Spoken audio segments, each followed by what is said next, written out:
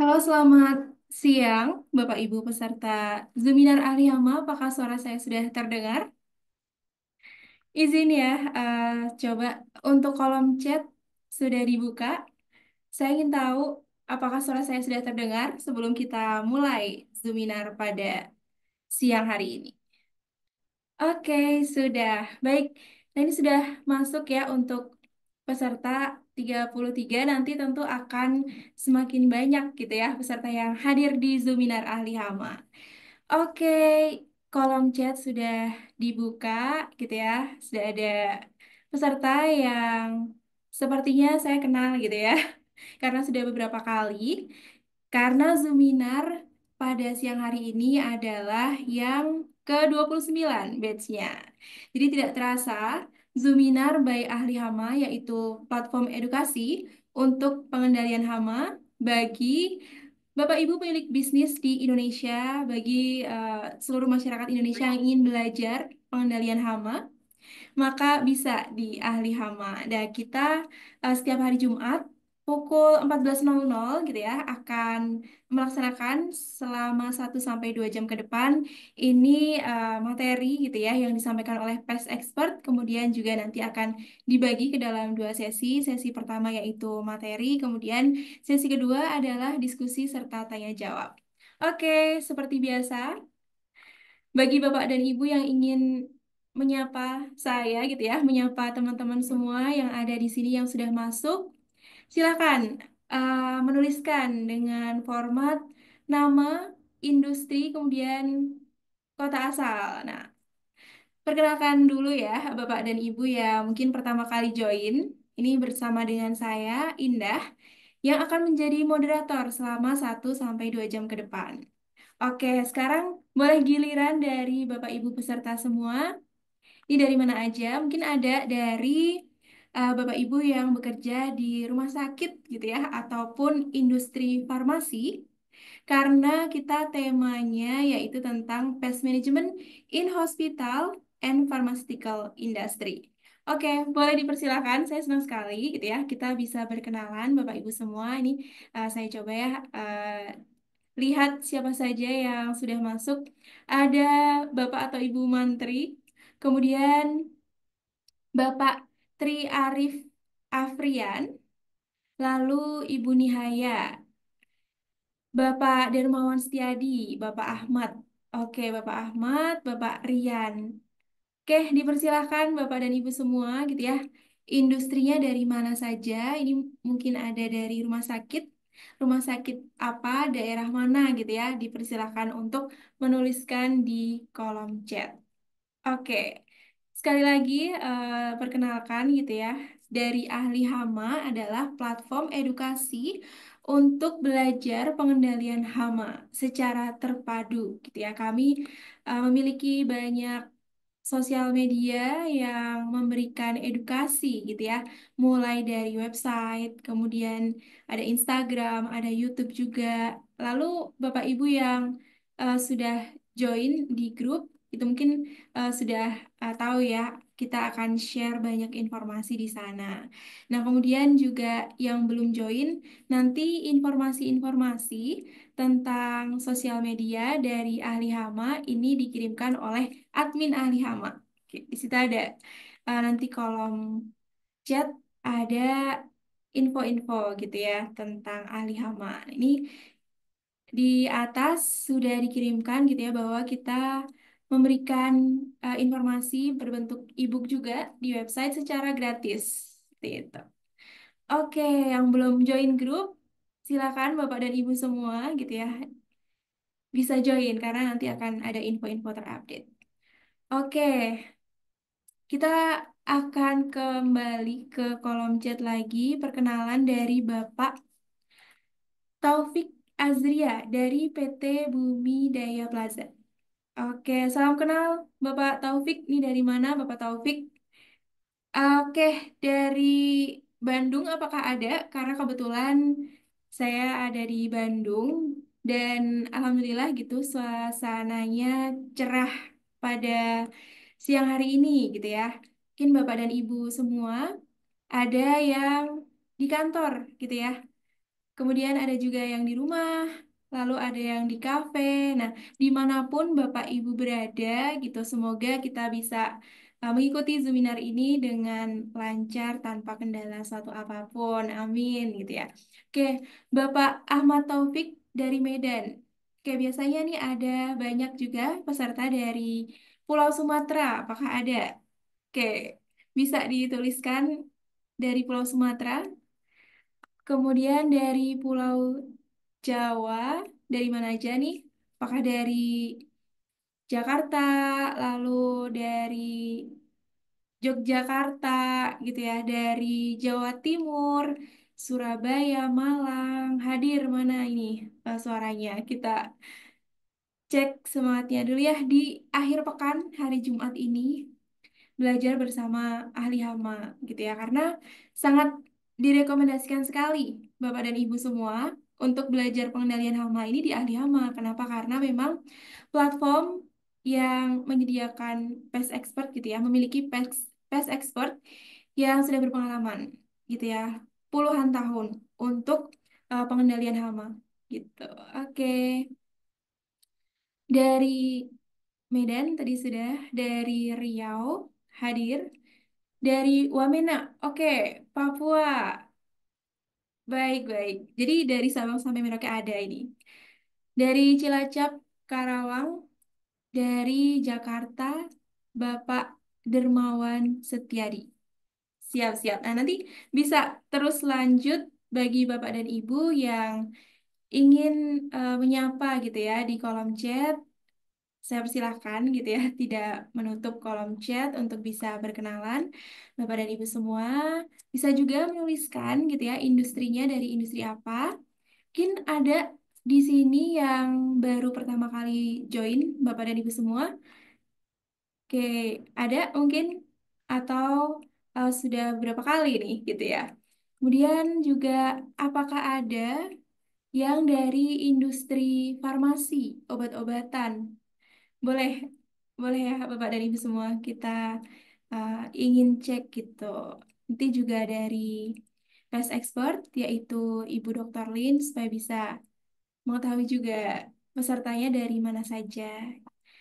Tahu ada Bapak Ibu dokter gitu ya untuk bisa belajar juga di sini tentang pengendalian hama karena di area rumah sakit ini tentunya perlu adanya pengendalian hama supaya sesuai dengan regulasi yang ditetapkan gitu ya. Zero pest gitu. Tidak ada hama yang nantinya bisa menyebabkan justru bisa menyebabkan infeksi gitu ya. Secondary gitu ya. Secondary infection bukan dari penyakitnya sendiri tapi karena ada hama di lingkungan rumah sakit nanti menyebabkan penyakit yang lainnya gitu. Jangan sampai ya. Maka dari itu diperlukan tim yang paham tentang pengendalian hama. Oke, baik. Saya izin share. Sudah muncul ya. Oke, boleh diinfo Bapak Ibu teman-teman apakah sudah muncul? Oke, baik. Nah, saya sedikit preview tentang apa yang akan dipelajari gitu ya pada siang sampai sore hari ini, yakni tentang pest management in hospital and pharmaceutical industry. Bagaimana pengendalian hama yang tepat yang akan disampaikan oleh Ibu Dr. Sri Smalinar atau kita bisa sapa Dr. Lin gitu ya di rumah sakit dan juga industri farmasi. Oke, jadi nanti di sesi pertama adalah materi.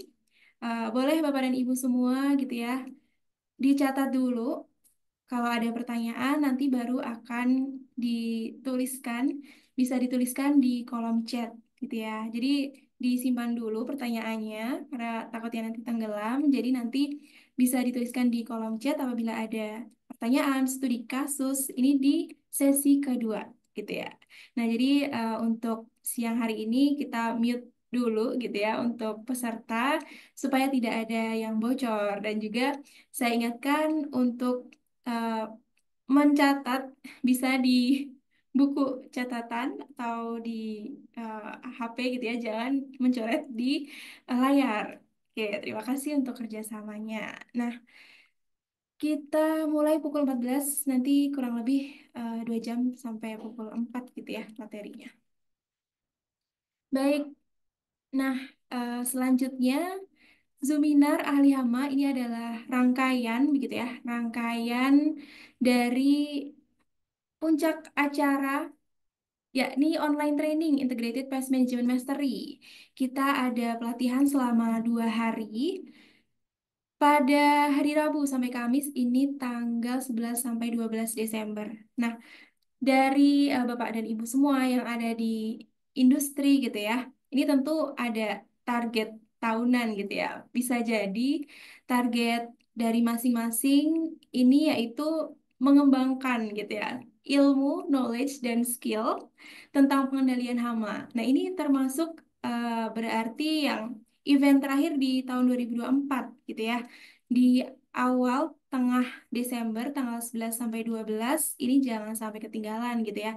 Yang ingin upgrade ilmu serta skill di tahun 2024 sebelum masuk ke 2025, maka bisa ya melakukan pendaftaran join di kelas ahli hama di Integrated Pest Management Mastery atau IPMM.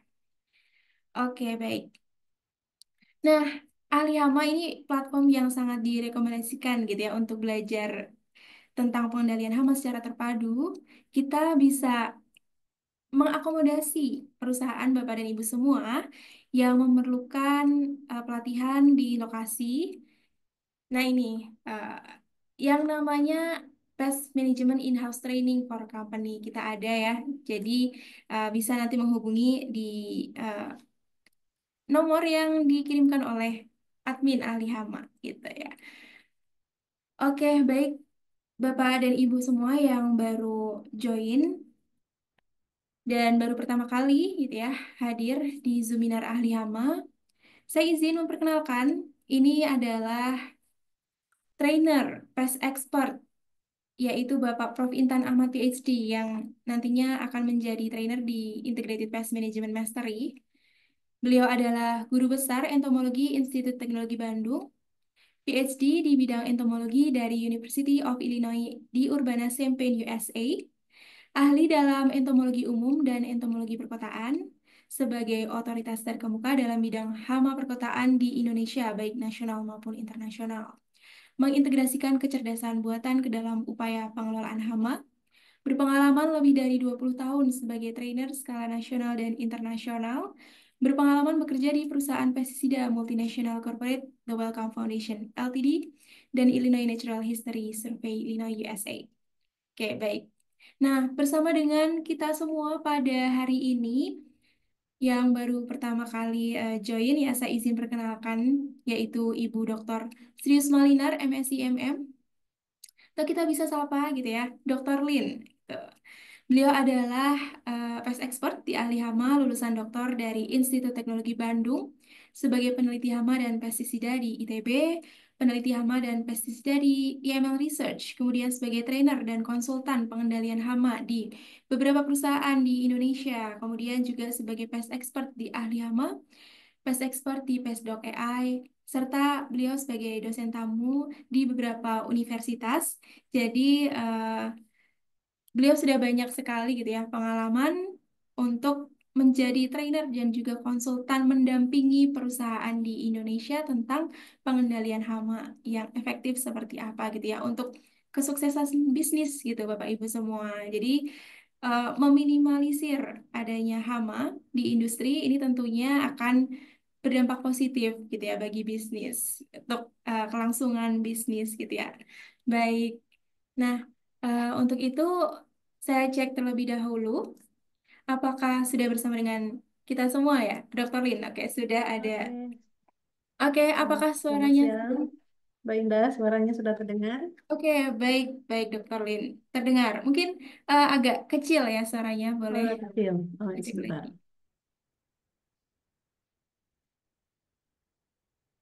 Sekarang tes tes. Oke, siap, siap. Masuk, Dr. Lin. Sudah cukup terdengar? Jelas, jelas. Suaranya. Oke, sudah.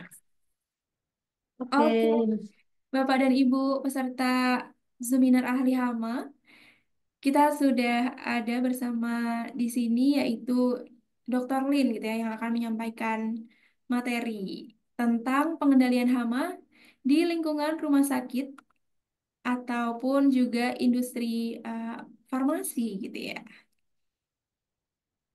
Oke,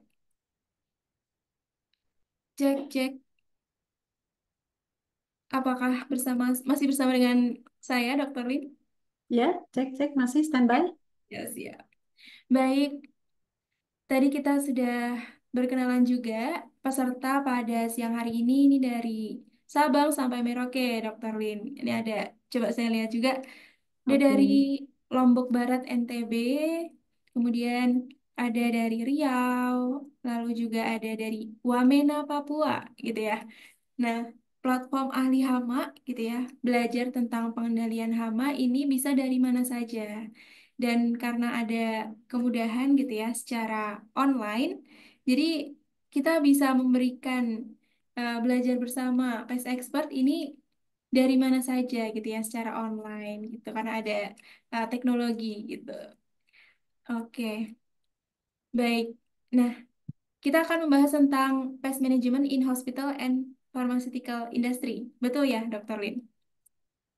ya betul. Jadi Jumat siang hari ini seperti biasa, waktu kita untuk bersua dengan Bapak Ibu di seluruh wilayah Indonesia guna mendapatkan informasi mengenai apa itu hama dan pengendaliannya dan kita fokuskan dengan pada berbagai macam jenis bisnis.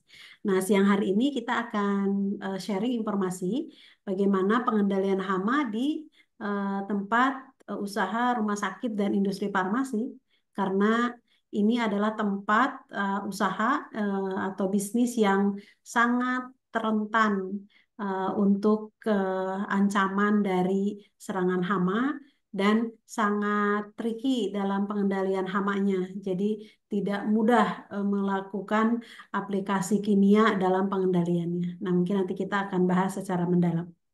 Oke, baik-baik. Karena di rumah sakit sendiri itu aturannya juga sangat ketat begitu ya terkait hama. Jadi akan Betul. dibahas nih bersama dengan Dr. Lin, pest expert dari ahli hama pada siang hari ini. Kita terbagi ke dua sesi ya, Dr. Lin. Nanti Ya, materi betul. dahulu, kemudian akan dilanjutkan sesi diskusi, tanya jawab, serta ada mungkin kasus-kasus yang ingin disampaikan gitu ya di kolom chat, maka bisa di sesi kedua gitu. Oke. Jadi pada Oke. saat materi bisa disimpan dulu pertanyaannya, baru nanti sesi 2 bisa dituliskan di kolom chat. Oke, baik. Sudah siap, Dr. Lin? Kita Oke. mulai gitu ya. Sesi satu materi tentang pest management in hospital and pharmaceutical industry. Waktu dan tempat dipersilahkan, Dokter. Ya. Oke, terima kasih Mbak Indah. Assalamualaikum warahmatullahi wabarakatuh. Selamat siang Bapak Ibu, dimanapun Bapak Ibu berada di wilayah Indonesia. Senang sekali kita selalu bisa berkesempatan untuk bisa hadir dalam forum online Zoominar mingguan yang memang digagas untuk bisa kita punya wadah untuk belajar mengenai hama dan pengendaliannya. Nah, ini kita spesifikan judulnya adalah bagaimana pengendalian hama di rumah sakit dan di industri farmasi. Untuk materi siang hari ini tentu tidak bisa selengkap kalau kita melakukan training seharian, tapi mudah-mudahan eh, forum selama 2 jam ke depan bisa memberikan insight atau pencerahan kepada Bapak Ibu bagaimana kita bisa mengaplikasikan pengendalian hama di rumah sakit dan di industri farmasi. Saya izin untuk share screen terlebih dahulu. Mbak Indah, mohon dibantu apakah sudah ada di layar? Ya, sudah muncul. Ya, jadi sesuai dengan judul yang kami sharekan di berbagai media sosial kami bahwa kita ingin juga memberikan informasi bagaimana sih pengendalian hama di rumah sakit dan di industri farmasi. Tadi seperti yang disampaikan bahwa ini adalah tempat bisnis yang sangat sensitif dengan penggunaan kimia. Tetapi hama ini tidak pandang bulu walaupun hospital dan industri farmasi sangat erat kaitan dengan kesehatan, tetapi hamanya juga tetap maksa bisa masuk. Nah, jadi ancaman hamanya tetap ada, namun pengendalian dengan aplikasi kimia tentu ada keterbatasan karena ada peraturan yang harus dipenuhi. Kita lihat dari eh, industri ini, da, hospital tentu dibuat ada sebagai tempat di mana tujuannya adalah menyehatkan orang sakit. Nah, jadi kalau kondisinya terbalik orang sakit menjadi lebih sakit, berarti ada something wrong. Begitu pula dengan industri farmasi. Industri farmasi tentu dibuat untuk dapat menciptakan atau membuat produk-produk obat-obatan yang nanti akan membantu bagaimana kesehatan masyarakat bisa dipulihkan. Nah, sehingga bisnis ini saling berkaitan satu sama lain.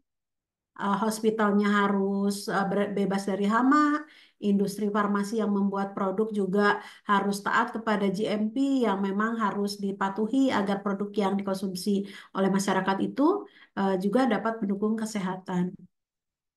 Nah, sehingga pada industri ini atau pada bisnis ini, hama ini bukan lagi sekedar gangguan. Karena hama itu secara definisi adalah organisme yang merugikan. Merugikan dari sudut pandang kita sebagai manusia. Kenapa disebut merugikan? Karena bisa satu mengganggu, betul mengganggu. Karena ada juga yang hama dia nggak bawa penyakit, tapi yang mengganggu juga gitu kalau kita lihat mereka ada di sekitar kita. Namun di rumah sakit dan di industri farmasi, hama ini ancamannya lebih serius, yaitu kepada apa? Kepada faktor kesehatan. Nah, dan kualitas hidupnya juga itu akan pengaruh. Serta yang paling penting di dunia bisnis adalah trust atau kepercayaan. Sehingga kita tentu tidak mau berada atau dirawat saat sakit di rumah sakit yang tidak aware terhadap hama. Karena kita nanti bakal lebih sakit lagi. Bahkan keluarga kita bisa juga jadi sakit karena menunggui di sana dan terkena hama atau vektor yang dia sudah bawa penyakit. Karena di rumah sakit memang sarangnya penyakit, di situ banyak virus, bakteri yang memang jamur yang memang ada sedang dipulihkan oleh tenaga medis di sana. Jadi eh, faktor bakteri dan lainnya itu sudah ada. Ini tinggal bisa dibawa kemana-mananya oleh hewan pembawa.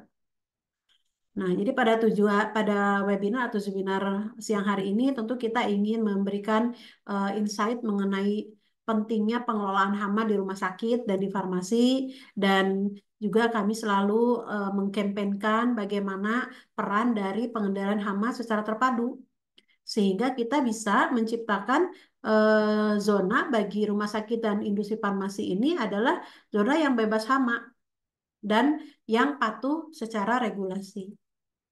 Nah, kenapa kita mesti melihat peran itu? Karena kita mengetahui betul bahwa hama ini memberikan dampak yang negatif. Yang pertama tentu dari sisi kesehatan.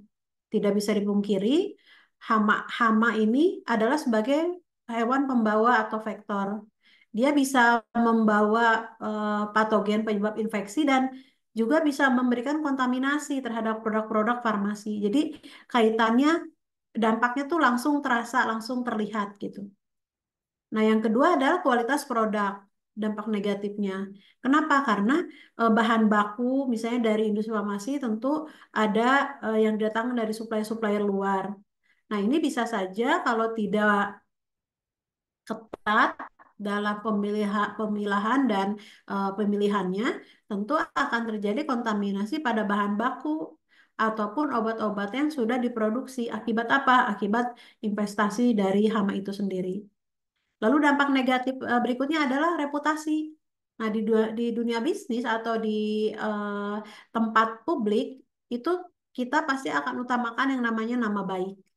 Karena kalau sudah ada hama dan tidak dikendalikan, itu yang ada adalah citra yang sudah dibangun berpuluh tahun menjadi rusak karena tidak aware atau tidak waspada terhadap hama ini. Nah, dampak berikutnya adalah regulasi. Nah, di beberapa negara bagi para rumah sakit atau industri farmasi, apabila tidak memperhatikan pengendalian hama dengan baik, bisa dikenai sanksi bahwa rumah sakit atau industri farmasi ini tidak mempunyai responsibilitas yang tinggi, sehingga membiarkan hama itu bisa berkembang biak secara luasa dan dapat membawa penyakit dari suatu tempat ke tempat lain. Nah, jadi kita bisa lihat dampak negatifnya, baik secara individu, baik itu pekerja, customer, ataupun apa lingkungan masyarakat sekitar. Nah, itu secara dampak bisa dilihat dan juga reputasi dan regulasi. Nah, kalau ujung-ujungnya bisnis itu tidak dipercayai, maka ya lama-kelamaan bisnis itu akan ditinggalkan. Jadi dampak negatif ini dari hama dari yang terkecil sampai skala yang besar. Nah, jadi nanti kita akan lihat relevansi dari topik ini. Kita tentu mengingatkan atau memberikan reminder bahwa rumah sakit itu harus menjadi zona yang bebas hama. Kenapa? Karena dia harus rumah sakit sebagai tempat yang aman seharusnya dari hama agar dapat melindungi pasien, melindungi staf, baik medis dan non medis, dan juga melindungi pengunjung yang ingin memotivasi keluarganya yang sakit agar cepat sembuh.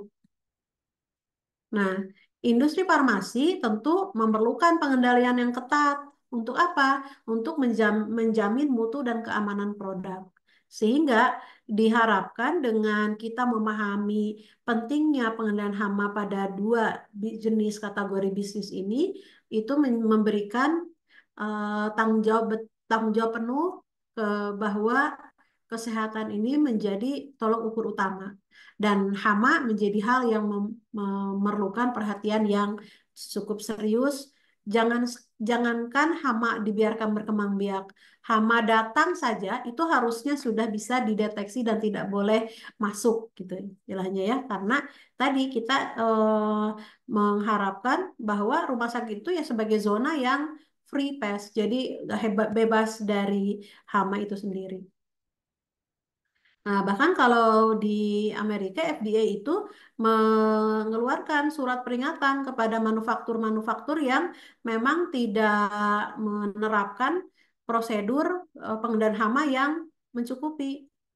Nah, bahkan di berita yang dikeluarkan oleh mereka, rumah sakit ini jadi harus keluar biaya yang tidak sedikit, gitu ya, Mil, dalam mengatasi hama yang sudah berkembang di sana. Nah, di sini jadi di rumah sakit itu kan tempat di mana itu aktivitasnya segala macam ada gitu. Nah, jadi seperti rumah aktivitasnya ada yang bikin makanan, ada juga pengelolaan limbah dari limbah rumah sakit, medis dan non medis gitu. Jadi semuanya komplit kalau di rumah sakit. Nah, jadi hama-hamanya juga sama, tidak pandang bulu, walaupun itu rumah sakit yang notabene bersih, tetap penemuan tikus, kecoa itu bisa di mana-mana di rumah sakit tersebut. Nah, jadi dilaporkan di berita-berita di negara lain itu cukup cukup detail bagaimana hama ini kalau tidak dikendalikan, maka bisnis rumah sakit atau industri farmasi malah keluar biaya yang mahal karena penanganan hamanya sudah level yang tinggi gitu. Nah, tentu kita sudah mengetahui biaya pengobatan pasti lebih mahal daripada biaya pencegahan. Nah, hama pun sama berlaku. Jadi biaya pengendalian pasti lebih tinggi apabila kita berada dalam situasi di mana populasi hama itu baik di rumah sakit maupun di farmasi ini tinggi. Pasti biayanya otomatis akan besar. Nah, penyakit ini menjadi daerah yang bebas hama. Kenapa tadi pengertian bebas hama itu artinya kita ingin orang sakit itu justru jangan jadi tambah sakit, ya. Nah, jadi upayakan bebas hamanya, kita pastikan faktor pembawanya nggak ada berkeliaran di sana, gitu ya. Nah, jadi Bapak Ibu bisa membayangkan atau Bapak Ibu bisa mengasosiasikan juga gitu bahwa rumah sakit itu banyak sekali tempat-tempat yang sangat memungkinkan hama itu datang. Apakah itu di tempat tidur atau misalnya di eh, tempat penyimpanan dari benda-benda, baik di ruangan staf atau ruangan apa penyimpanan barang gitu. Lalu di tempat pembuangan limbahnya dan di dapurnya, karena rumah sakit tentu harus ngasih makan orang yang sakit. Nah, itu pasti ada aktivitas mengolah makanan dan minuman. Nah, jadi memang secara tempat sangat memungkinkan hama itu bisa datang. Dan kita selalu sampaikan, hama datang itu sesungguhnya mereka tidak datang dengan tanpa tujuan, pasti ada tujuan. Mereka pasti pasti cari makanan, mereka pasti cari air, dan mereka pasti cari tempat perlindungan, tempat bersembunyi atau shelter. Nah, tiga hal itu di rumah sakit ada semua. Jadi memang sudah tersedia. Nah, jadi kita memerlukan karena memerlukan upaya karena memang rumah sakit menyediakan apa yang dibutuhkan oleh hama. Sehingga supaya rumah sakit bisa dapat dijadikan sebagai zona bebas hama, maka pengelola rumah sakit tentu harus memberikan perhatian yang ketat. Bagaimana tujuan tujuan besar rumah sakit sebagai zona bebas hama ini bisa terlaksana atau bisa tercapai. Karena kita tahu bahwa rumah sakit adalah yang tempat yang harus menjadi tempat yang sehat, bukan rumah sakit menjadi tempat yang sakit. Kenapa? Karena kalau rumah sakit menjadi tempat yang sehat, maka kita tidak membiarkan hama-hama sebagai faktor penyakit itu berkeliaran di rumah sakit. Karena tadi penyebab penyakitnya sudah ada, patogennya sudah banyak kalau di rumah sakit. Semuanya sudah lengkap. Ada yang sakit demam berdarah, berarti ada virus dengue di sana. Ada di pasien-pasien yang terkena demam berdarah. Lalu ada misalnya yang cikungunya, gitu ya. Lalu ada juga yang kaki gajah, misalnya. Lalu ada yang diare. Jadi semuanya sudah komplit. Nah, tinggal bagaimana kita memastikan yang sakit itu jadi tak nggak menular ke staf, nggak menular ke pengunjung, karena virus dan bakteri itu ya, serta mikroba lainnya kan itu dibawanya harus sama hewan pembawa. Nah, oleh vektor. Nah, ini dijaga rumah sakit atau industri farmasi jangan sampai ada hama atau binatang pembawanya. Nah, selain itu, rumah sakit tentu perlu selain memperhatikan faktor estetika dan kenyamanan, pentingnya hama menjaga lingkungan rumah sakit 100% bebas hama ya tadi untuk dapat mencegah kesehatan semua pihak ini terancam. Jadi tujuannya besar. Orang di sana bisa juga sangat bisa terkena apabila pengendalian hama tidak menjadi perhatian yang serius. Nah, jadi kita bisa melihat, misalnya di gambar ini, misalnya penderita tersebut, misalnya dia eh, terkena demam berdarah denggi gitu. Ada virus denggi. Nah, kalau di rumah sakit itu pengelolaan pengendalian nyamuk tidak diperhatikan dengan baik, maka dengan mudahnya nyamuk itu akan mengambil darah dari pasien yang kena DBD dan dia akan menggigit kepada lingkungan orang di sekitar itu, apakah itu pengunjung atau orang yang sakit dengan gejala yang lain gitu ya. Nah, jadi kita bisa melihat mudahnya penyakit itu tersebar. Nah, belum juga infeksi sekunder. Nah, infeksi sekunder misalnya dia kenanya demam berdarah. Lalu di sana ada kecoa misalnya. Kecoa itu dia bawa penyakit vektor pembawa gitu ya. Vektor pembawa penyakit penyebab penyakit di situ. Nanti dia bisa yaitu kena jadi diare gitu kan ya. Lalu ada juga bisa kena penyakit lainnya. Jadi dia punya penyakit utama belum sembuh, nanti bisa kena lagi penyakit yang lain. Nah, juga dengan adanya hama di rumah sakit, tentu kenyamanan jadi terganggu, stres psikologisnya ada. Ya, misalnya orang apa fobia terhadap kecoa, ini kan cukup banyak ya. Dia misalnya sedang membutuhkan istirahat yang cukup, lalu dia lihat kecoa jalan-jalan. Nah, sebetulnya kalau kecoa ini, kalau dia sampai berkeliaran ke sana kemari, itu indikasi bahwa kecoa di jumlah kecoa di tempat tersebut tuh tinggi karena eh, perilaku kecoa sesungguhnya dia senangnya diam, senangnya bersembunyi. Jadi kalau dia keluar ke area yang terbuka, artinya dia kekurangan makanan, dia terpaksa harus keluar. Nah, artinya kita bisa melihat bahwa dengan adanya kecoa yang berkeliaran, orang juga, apalagi orang sakit, wah nggak nyaman. Tubuhnya nggak bisa bergerak, dia yang ada bisa stres. Nah, di sini pentingnya bagaimana hama ini kalau tidak dikendalikan bisa menyebabkan ketidaknyamanan.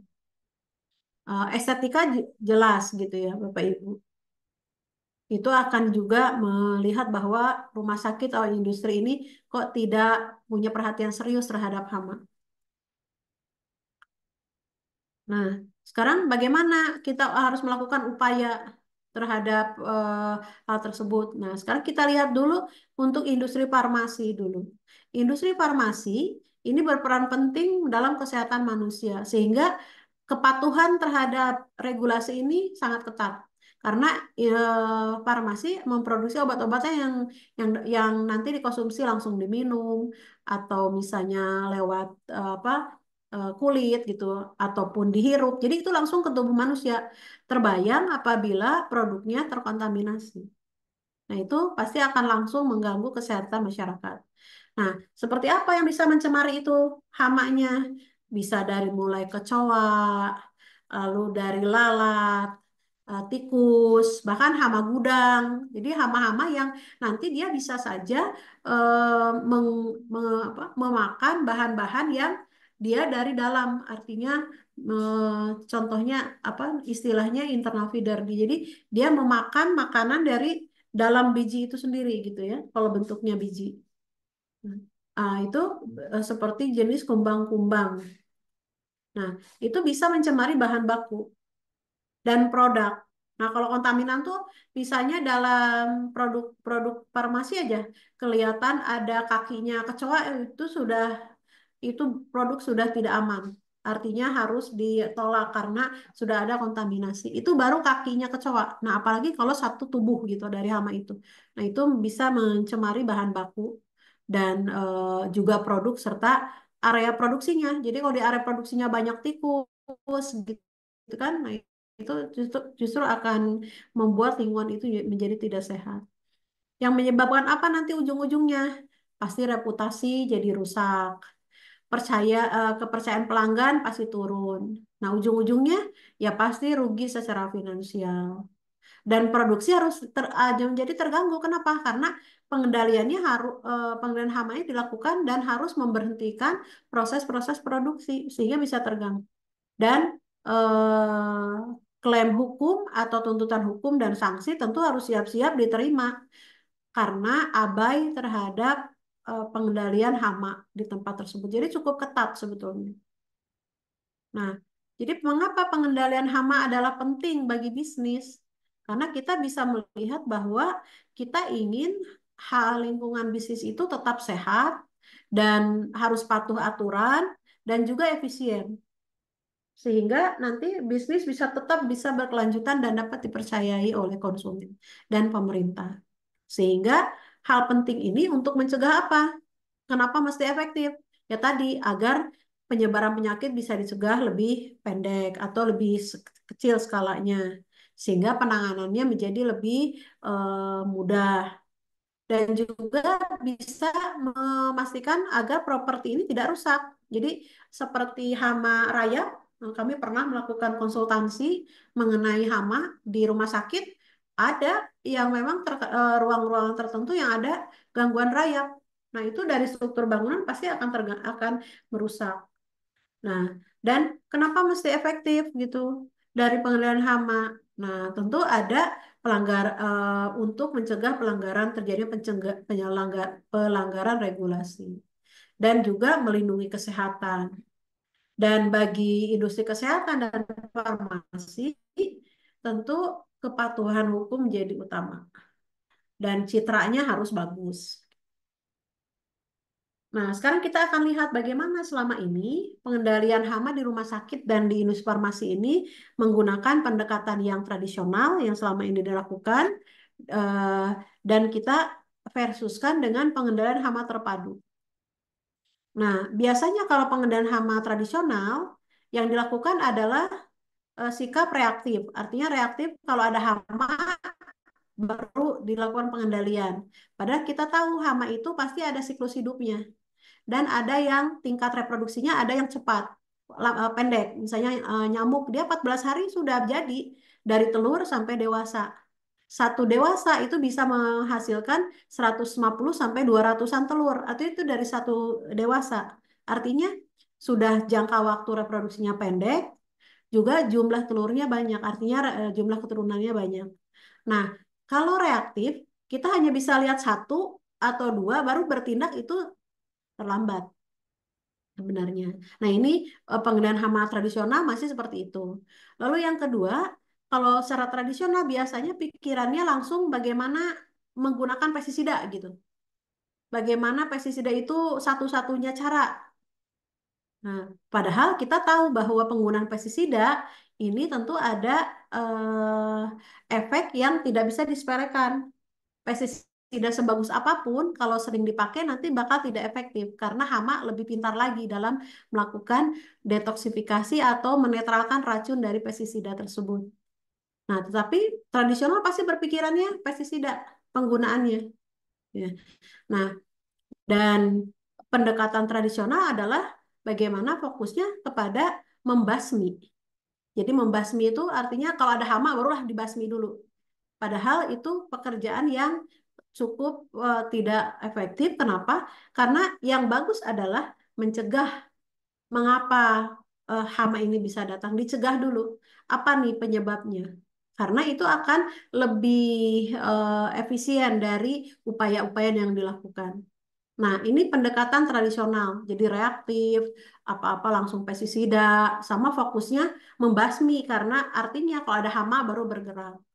Nah, bagaimana dengan versus pengendalian hama terpadu? Nah, pengendalian hama terpadu sesuai dengan namanya terpadu, maka dia harus mau menggabungkan berbagai macam eh, strategi atau metode. Nah, tetapi dari upayanya apa? Satu, dia harus proaktif. Artinya, lakukan pemantauan secara rutin sehingga bisa dideteksi aktivitas hama itu. Sehingga kita bisa lihat jangan menunggu investasi terjadi. Lalu dari pengenalan hama terpadu kita belajar dulu identifikasi hama. Jangan sampai kita salah karena ada karakteristik yang berbeda antara satu hama dengan hama lain. Misalnya kita mengendalikan hama tikus itu seyogianya efektif di malam hari karena dia hewan nokturnal. Berbeda dengan nyamuk, nyamuk Aedes misalnya. Dia siang hari aktifnya. Lalu lalat itu siang. Jadi memang ada, kita harus tahu bagaimana jenis dan perilaku serta siklus hidup. Nah, itu kita perlu pelajari atau kita perlu ketahui di pengendalian hama terpadu. Lalu di PHT ini fokuskan kepada apa sih penyebabnya. Jadi pencegahan penyebab utama. Artinya, kalau kita melihat sumber-sumber investasi, sumber-sumber serangan hama, kita harus cek. Jangan sampai kita apa namanya, misalnya di industri farmasi menerima barang-barang dari supplier sebagai bahan baku, ternyata terkontaminasi, dicampur dengan yang sudah ada, gitu ya. Dan juga kita harus lihat adakah di tempat pembangunan itu ada kerusakan yang menyebabkan celahan dan retakan. Nah, hama-hama karena memang nature-nya mereka bersembunyi, maka mereka senang di tempat yang ada celahan atau retakan atau lubang atau celah-celah. Nah, itu harus kita pastikan ini kategori dari step pencegahan.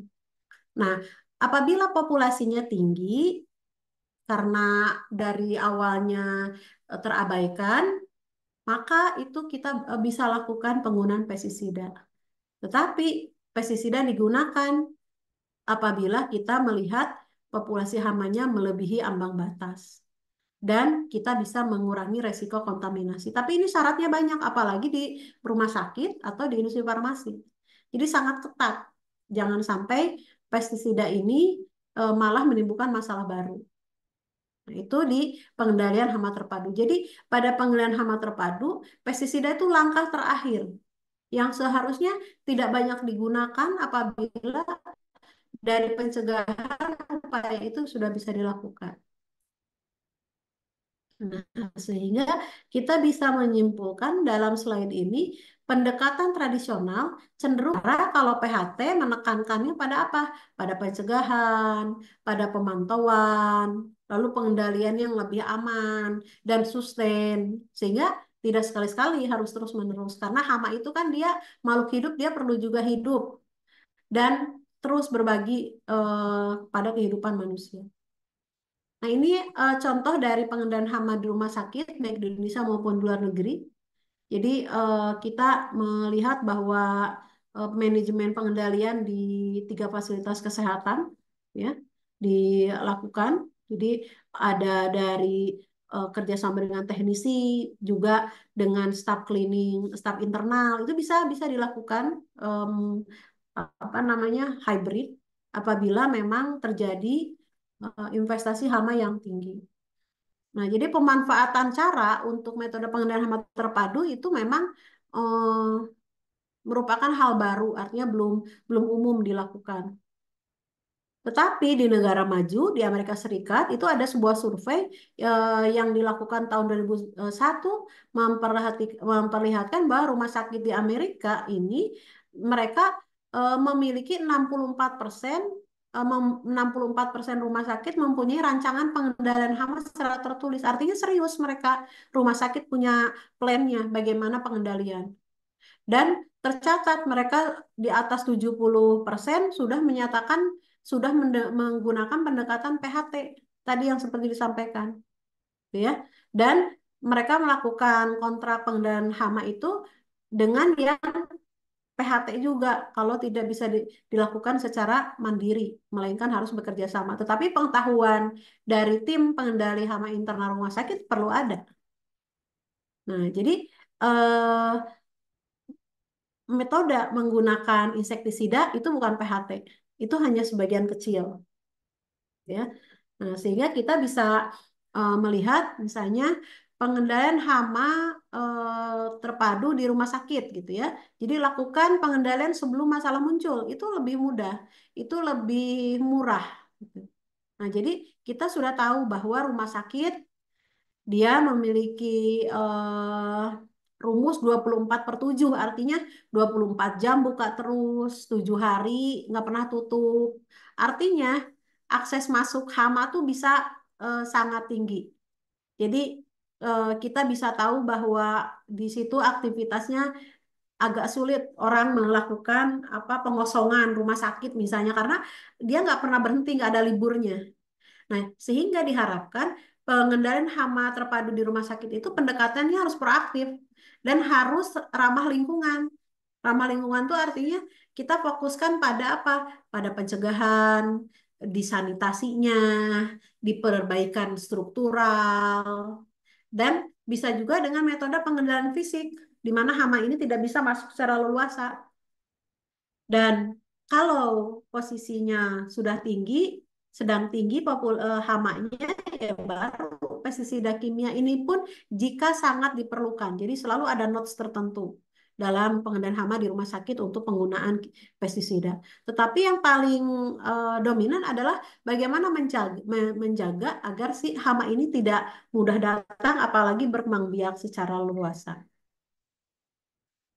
Nah, sehingga bagaimana caranya agar ini bisa dilakukan secara berkelanjutan? Maka di rumah sakit baiknya dibentuk tim pengendali hama internal yang apa? Yang terlatih tentunya, yang mempunyai pengetahuan bagaimana hama itu seperti apa, metodenya yang lebih ramah lingkungan yang mana, supaya mereka tim ini bisa dilatih untuk melakukan pemeriksaan rutin, memantau hama karena sudah tahu daerah-daerah yang rentan didatangi hama dan responnya cepat sehingga apabila staf-staf pengendali hama internal di rumah sakit dibekali pelatihan itu bisa efektif lagi untuk penerapan pengendalian hama terpadu.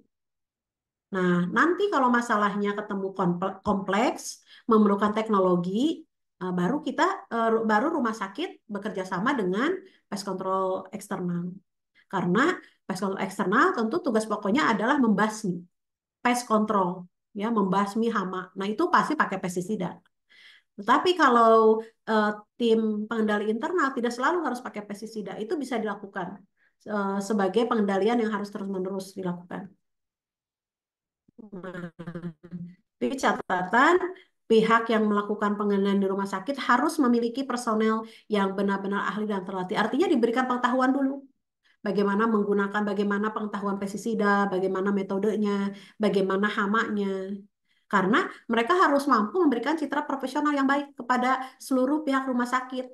Yang meyakinkan dokter bahwa ini pengendaliannya aman, perawat, staf, gitu. Sehingga kalau tim pengendali hama internal ini memiliki knowledge yang baik, maka bisa melakukan komunikasi yang efektif supaya apa? Supaya bisa membangun kerjasama dengan pihak sama karena pengendalian hama ini kita tahu ada tanggung jawab bersama. Karena kalau satu orang misalnya jorok buang sisa makanan di mana aja, sementara yang lainnya rapi, itu tetap yang jorok itu akan juga menyebabkan hama itu datang. Sehingga kita harus memberikan edukasi juga. Nah, kalau tim pengendali hama rumah sakit memiliki kapabilitas itu, dengan kita bekali pelatihan, tentu dia memiliki pemahaman yang baik bagaimana dia memberikan edukasi ke eh, orang yang ada di rumah sakit. Nah, kita lihat bagaimana contoh yang berhasil. Nah, di eh, data yang kami cuplik di Strong Memorial Hospital di University of Rochester di USA, mereka menerapkan program pengendalian hama terpadu.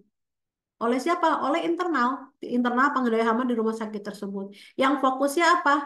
Fokusnya adalah pada eksklusi. Jadi eksklusi itu menutup tempat-tempat masuk keluarnya hama, lalu sanitasi. Bahkan di rumah sakit seminimal mungkin menggunakan pestisida. Artinya tidak tidak menjadi hal utama. Kalaupun harus tapi sedikit gitu. Nah, program ini berhasil mengurangi hama sampai 77%.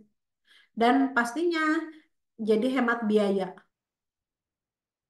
Dan penggunaan pestisida juga bisa dikurangi. Dan dampaknya rumah sakit. Nah, jadi tetapi kesuksesan program ini tentu dari hal-hal yang harus dilakukan secara konsisten. Yang tadi pemantauan, lalu dari sisi pengendalian dipilih mana yang pas, mana yang tepat, lalu edukasi dilakukan dan komitmen, komitmen dari seluruh manajemen fasilitas rumah sakit. Itu kita bisa lakukan, kita bisa melihat contoh yang berhasil. Nah, bagaimana kalau di farmasi? Nah, farmasi juga sama. Jadi, meskipun contohnya ini tidak spesifik dipublikasikan, tapi di negara maju, perusahaan farmasi besar itu memiliki tim atau departemen khusus yang memang mereka fokusnya pada manajemen hama dan pemeliharaan fasilitas. Ada, mereka punya khusus. Kenapa? Karena tim ini yang akan bekerja memastikan apakah sudah dipatuhi standar regulasinya dan memastikan lingkungan bebas hamanya itu tercipta sehingga produk yang diciptakan itu dapat terlindungi baik dari sisi kualitas maupun keamanan produk. Jadi mereka di negara maju sudah ada tim untuk bisa internal untuk bisa bertanggung jawab dalam melakukan manajemen hama ini. Nah, jadi kenapa tadi kami selalu campaign atau kampanyekan tim internal? Karena kita tentu melihat bahwa rumah sakit dan industri farmasi itu tidak mudah diatasi hamanya bila mengandalkan eksternal. Karena eksternal, pest control eksternal pasti keterbatasan. Artinya dengan operasional rumah sakit 24/7 yang nggak pernah ada libur, yang nggak pernah tutup gitu ya, selalu terbuka aksesnya. Itu kalau pest control eksternal bingung kapan bisa dilakukan. Misalnya apalagi kalau tingkat okupansinya tinggi, kamar-kamar terpenuhi oleh yang sakit, kapan bisa dilakukan? Oleh eksternal. Maka alangkah baiknya adalah punya tim internal itu sendiri. Apa keuntungannya dengan tim internal? Satu, pengendaliannya dan kustomisasinya lebih optimal. Artinya dilihat tempat-tempat mana nih yang bisa dilakukan pengendalian dan kapan. Karena mereka tahu bagaimana waktu yang tepat dan daerah atau lokasi yang tepat. Dan yang kedua, apa keuntungannya kalau ada tim internal pest management di rumah sakit atau industri farmasi? Bisa fokusnya lebih khusus pada hama yang spesifik. Misalnya sedang ada serangan tikus, berarti fokus kan tuh sama tikus. Jadi bisa lebih spesifik, gitu ya. Nah, lalu yang berikutnya adalah dengan adanya tim internal, pasti responsnya lebih cepat karena sehari-hari ada di sana. Sehingga tidak harus menunggu eksternal apabila menemukan situasi di mana oh ada hama yang berkembang biak dengan cepat. Walaupun sekali lagi tidak ada yang simsalabim langsung ada. Itu pasti ada pengabaian sebelumnya. Nah, sekali lagi kalau ada tim internal, responsnya lebih cepat. Jadi pas ada laporan hama, oh ini harus langsung dilakukan pengendaliannya sesuai dengan kebutuhan. Dan dengan tim internal, keuntungannya adalah pemahamannya pasti tentang fasilitas lebih lebih eh, tinggi. Artinya aturan di rumah sakit, aturan di farmasi, industri itu udah tahu. Jadi kapan harus bekerja sama dengan tim kebersihan, pemeliharaan, sehingga bisa melakukan apa step pertama bagaimana bisa dicegah investasi hama sejak awal, sejak dini. Itu jauh lebih murah dilakukan daripada kita membiarkan hama itu berkembang biak baru kita nanti kerepotan kalau populasinya sudah tinggi. Nah, ini keuntungan Bapak Ibu yang bekerja atau bergerak di bisnis rumah sakit atau fasilitas kesehatan dan industri farmasi karena eksternal pasti kesulitan. Kesulitannya dari sisi bagaimana implementasi penggunaan kimia. Sedangkan ini adalah area yang memang sudah tidak mudah untuk diakses kapanpun dan rentan. Sekali lagi karena kontaminasi, nanti efeknya ada orang sakit jadi tambah sakit gitu ya. Nah, jadi kami selalu sampaikan bagaimana bisnis rumah sakit, fasilitas kesehatan, dan industri farmasi memiliki tim internal pest management di lingkungan bisnis itu sendiri dan tidak perlu harus meng-hire orang punya pengetahuan sekolah yang terkait itu enggak bisa saja melatih dari yang tim yang ada asalkan betul harus terlatih harus diberikan knowledge harus diberikan skill yang sederhana kalau teknologi tinggi itu oleh eksternal karena yaitu memang berbeda tanggung jawabnya. Ini ada studi kasus Bapak Ibu pengelolaan hama terpadu rumah sakit. Jadi kami ambil contoh ini dari paper ada rumah sakit di Brasil mengalami investasi hama. Jadi ada kalajengking, ada semut, ada laba-laba gitu ya. Ini sebetulnya kalau di kita kalau ada kasus ini ya tentu ya sangat kebangetan lah gitu ya. Tapi ini terjadi gitu. Nah, dampaknya di rumah sakit itu mencakup potensi kontaminasi silang, fasilitas medis jadi rusak, dan tentu penurunan kualitas layanan kesehatan. Nah, ini masalah studi kasus di rumah sakit di Brasil.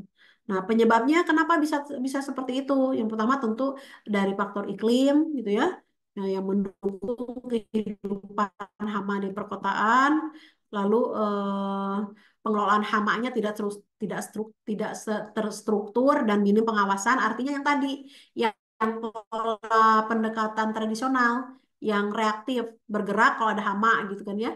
Nah, itu bisa terjadi. Dan penyebabnya adalah ketergantungan pada layanan pest control eksternal karena yang kurang memahami kebutuhan rumah sakit.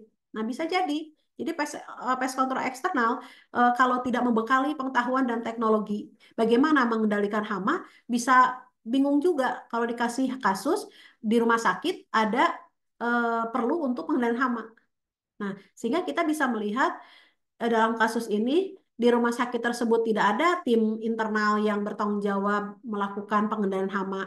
Lalu juga bergantung pada eksternal, yang eksternal pun kurang paham kalau di rumah sakit itu tidak mudah menggunakan pestisida dengan sembarangan, gitu ya. Nah, itu solusinya dilakukan pemantauan hama dengan menggunakan spreadsheet, artinya ada pencatatan, gitu ya, setiap berkala ini kira-kira hamanya dari apa saja dan berapa populasinya, gitu ya. Dan rumah sakit tersebut melakukan berbagai macam metode pengendalian, mulai dari yang pengendalian fisik, yang kimia, juga melakukan sanitasi yang ketat. Nah, lalu dilakukan juga pengecekan atau penerapan kebersihan yang ketat di seluruh area rumah sakit. Karena kata kuncinya pertama adalah sanitasi. Kenapa? Karena hama itu pasti senang apabila ada tempat yang membuat mereka bisa masuk. Ya, salah satunya sanitasi yang buruk. Karena mereka pasti cari-cari sisa-sisa makanan dulu, gitu ya. Karena kan kita jarang ngasih makan khusus kepada hama, gitu ya. Berbeda dengan kita kalau punya kucing, pasti akan dikasih makanan-makanan yang bagus. Kalau hama kan dia harus cari sendiri, dan dia akan carinya di tempat sisa-sisa makanan atau air. Nah, jadi hasil implementasinya dari cara tersebut terjadi penurunan jumlah insiden hama, ya, dari 183 sampai 159 kejadian. Jadi tidak mudah Bapak Ibu. Kalau sudah ada hama membengkak tuh tidak mudah simsalabim bisa turun drastis. Selalu perlu waktu. Makanya jangan sampai terjadi gitu. Nah, jadi bisa di data ini terlihat bahwa teridentifikasi 3 jenis hama yang dominan, ada kalajengking, ada semut, ada laba-laba. Nah, kita melihat bahwa keberhasilan pengendalian hamanya lebih baik dan apabila atau di saat efektivitas IPM ini bisa dilakukan secara berkelanjutan. Itu kasus di rumah sakit. Sekarang studi kasus di industri farmasi, Bapak Ibu. Kami coba mengambil dari paper tahun 2021 itu tentang Integrated Pest Management in Pharmaceutical Industries. Nah, ini di India kasusnya. Jadi sebuah fasilitas industri di farmasi di India menghadapi investasi hama seperti tikus, kecoa, dan semut di mana? Di penyimpanan bahan baku dan produksi. Nah, pastinya dengan adanya hama tersebut pasti ada resiko menurunkan kebersihan, kualitas produknya menjadi menurun, dan terjadi pelanggaran regulasi GMP. Kan itu harusnya GMP di industri ini kan sangat ketat gitu ya. Nah, itu melanggar. Nah, penyebabnya seperti apa? Kenapa bisa sampai terjadi? Pertama, lingkungan yang mendukung perkembangan hama. Artinya, 3 faktor tadi, ada makanan di mana-mana gitu ya. Kita pengertiannya makanannya tidak besar, sisa-sisa pun bagi hama itu sangat cukup gitu. Air, sumber air, atau akses hamanya. Dan permasalahannya di sini juga pada industri farmasi ada penggunaan pestisida yang tidak terkontrol. Artinya dengan reaktif tadi karena ada hama langsung dilakukan pengendalian. Dan lama-kelamaan pestisida ini terus-menerus digunakan malah tidak efektif dan kontaminasi yang terjadi. Nah, lalu penyebabnya apalagi kenapa terjadi permasalahan di industri farmasi di India ini, yaitu kurangnya pemantauan tentang area kritis. Artinya di ruang-ruang tertentu seperti bahan baku dan produksi ini ruang yang rentan terkena. Nah, solusinya apa? Di industri farmasi itu dilakukan pemantauan dengan apa? Dengan melakukan perangkap, lalu ada sensor, jadi tahu ini kok hamanya datang. Dan ada bisa juga melakukan laporan, mengerjakan secara visual sehingga bisa dicatat recording. Dan di industri itu melakukan pengendaliannya fisik, dilihat secara fisik, dilihat apa nih kira-kira akses yang bisa masuk. Dan penggunaan kimianya dibatasi, artinya secara terbatas. Dan ujung-ujungnya selalu yang jadi pokok bagaimana kebersihan dan sanitasi di seluruh fasilitas. Nah, hasil implementasinya dalam waktu 6 bulan, investasi hamanya turun sampai 70%, jumlah kecoa dan tikus turun, sehingga standar GMP-nya bisa terjaga. Dan tentu ancaman denda dan masalah hukumnya bisa terhindar. Dan kualitas produknya tetap terjaga. Ya Bapak Ibu. Jadi kita memang melihat contoh nyata kalau kita biarkan hama itu tidak dikendalikan. Nah, jadi kesimpulannya Bapak Ibu bahwa menerapkan program pengendalian hama terpadu secara profesional di rumah sakit dan industri farmasi tentu tidak hanya tentang melindungi kesehatan, tetapi juga sebagai investasi strategis. Untuk apa? Untuk menjaga reputasi dari rumah sakit serta fasilitas kesehatan lainnya dan industri farmasi bisa eh, terjaga secara jangka panjang reputasinya. Nah, sehingga yang kita lakukan, yang bisa kita lakukan selalu pertama adalah knowledge, peningkatan pendidikan. Maka kita bisa lakukan pendidikan staf, lalu kita bentuk unit pengendali hama internal yang terlatih. Sehingga apa? Sehingga nanti bisa melakukan respons yang cepat dan pengelolaan secara berkelanjutan. Sehingga pada suatu saat harus bekerja sama dengan pest control eksternal, maka yang internal bisa memberikan informasi apa saja yang sudah dilakukan. Sehingga yang eksternal bisa membantu di sistem yang memakai teknologi tinggi. Jadi kita bisa bisa kawinkan kolaborasinya. Tetapi apabila masih bisa dilakukan oleh internal, lakukan oleh internal karena internal itu diusahakan minim penggunaan kimia. Nah, sehingga kita strategi pencegahan proaktif tentu akan tadi mengurangi resiko investasi hama yang mahal. Mahal itu Bapak Ibu kalau populasi sudah tinggi pasti belanjanya dari pengendalian jauh lebih mahal. Dan jadi kita bisa justru menghemat jangka panjang kalau kita melakukan pendekatannya adalah proaktif.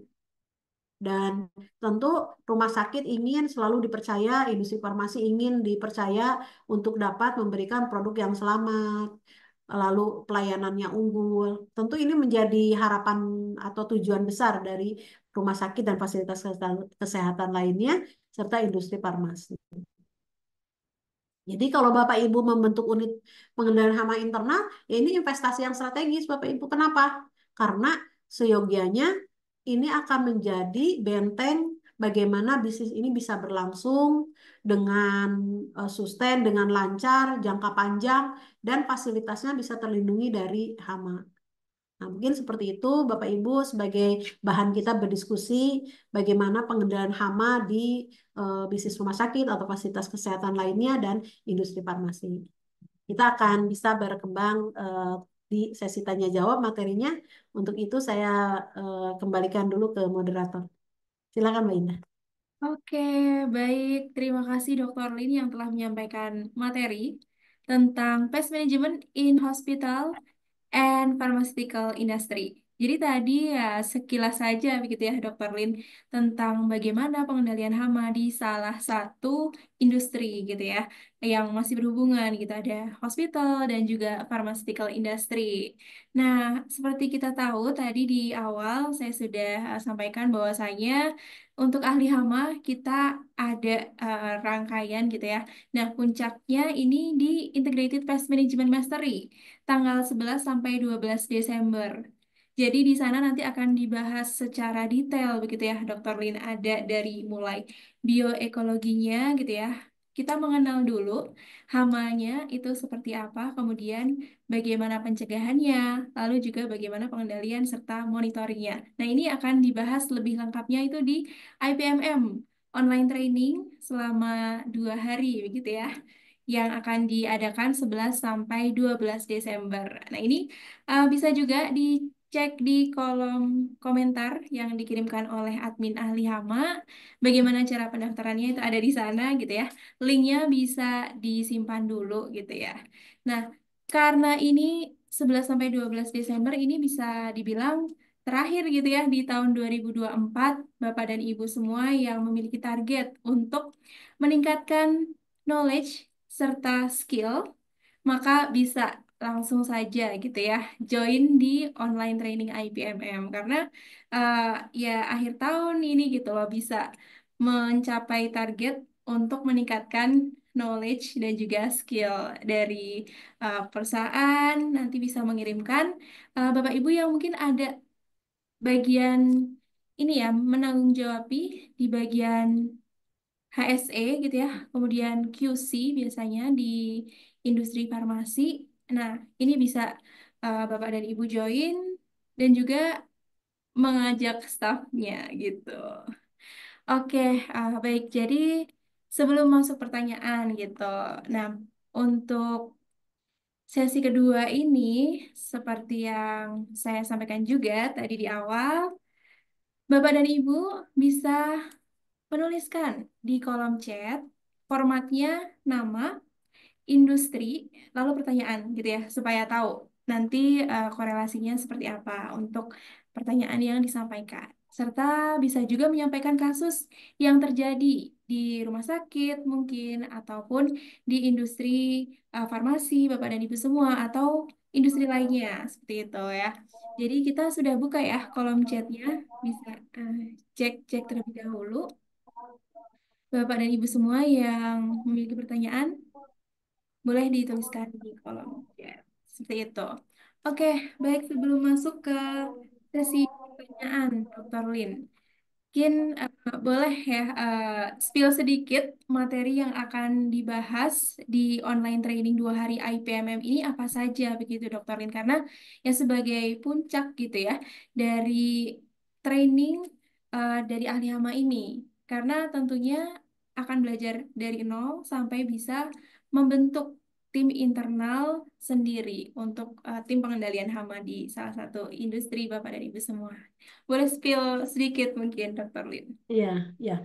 Oke. Jadi pengetahuan dan keterampilan hama ini tentu kalau kita mau pelajari secara lengkap, studi formalnya cukup makan waktu ya, Mbak Indah ya. Jadi eh, saya misalnya mempelajari lalat aja itu 6 tahun, gitu ya, untuk dapat mempelajari secara mendalam. Nah, tetapi kalau di lingkungan bisnis tentu tidak mungkin selama itu kita bisa meluangkan waktu untuk belajar. Nah, di IPMM atau di Integrated Business Management Mastery itu tentu kita sudah buatkan kurikulum yang lengkap dan bisa disampaikan dalam waktu 2 hari itu. Jadi kita akan sampaikan bagaimana dasar-dasar dari biologi hama dan bagaimana perilaku hama itu sendiri, bagaimana cara juga pengendalian yang dapat dilakukan, baik yang pakai teknologi tinggi maupun yang sederhana, karena tadi pengendalian hama terpadu itu tidak tentang fokusnya pada pengendalian, tapi bagaimana bisa memahami pencegahan yang dilakukan. Jadi kita harus kenal dulu hamanya seperti apa, sehingga kita bisa tahu, oh ini siklus hidupnya sekian, berarti kita bisa potong siklus hidupnya pada tahap apa. Nah, jadi pengetahuan tentang hama tentu akan diberikan secara lengkap. Lalu apa saja yang bisa dipelajari juga di sana? Nah, dan selain itu kita bisa melakukan juga pengetahuan bagaimana pestisida itu. Pestisida itu harus dikenali karena dia kalau dilakukan secara bijak akan membantu untuk mengatasi hama yang tinggi populasinya, tapi kalau tidak bijak justru akan menambah populasinya tambah banyak. Nah, itu juga diberikan bagaimana pengetahuan dan skillnya, bagaimana menggunakan metode-metode yang tepat dalam pengendalian hama. Nah, sehingga apabila Bapak Ibu mengikut sertakan stafnya atau pemilik bisnisnya langsung atau manajer dan lain-lain, tidak perlu dulu harus memiliki pengetahuan yang banyak tentang hama. Itu dengan mengikuti kurikulum yang kami sajikan dalam training 2 hari full ini, tentu bisa bisa mengetahui dengan baik, bisa mendapatkan pengetahuan yang baik mengenai ini. Jadi tidak perlu khawatir apabila dalam eh, pelatihannya dari mulai nggak bisa, bisa sampai kategori bisa gitu. Nah, tentu kita bisa berbagi studi kasus hama di tempat lain yang satu dengan di yang lain. Nah, sehingga nanti kalau sudah ada staf-stafnya memiliki pengetahuan tersebut, maka bisa dilakukan diseminasi atau melakukan apa penyebaran pengetahuan itu kepada lingkungan teman-temannya untuk tim pengendali itu. Nah, bagaimana dengan pest control officer? Apakah bisa mengikuti materi atau training ini? Bisa, karena pest control officer itu harus mendapatkan dalam pekerjaannya mendapatkan kasus-kasus hama yang tidak sederhana.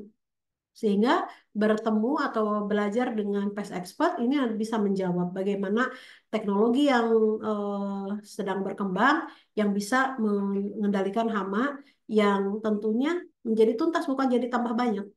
Nah, jadi training ini semoga selalu bisa memberi kebutuhan tentang pengetahuan dan keterampilan yang dibutuhkan.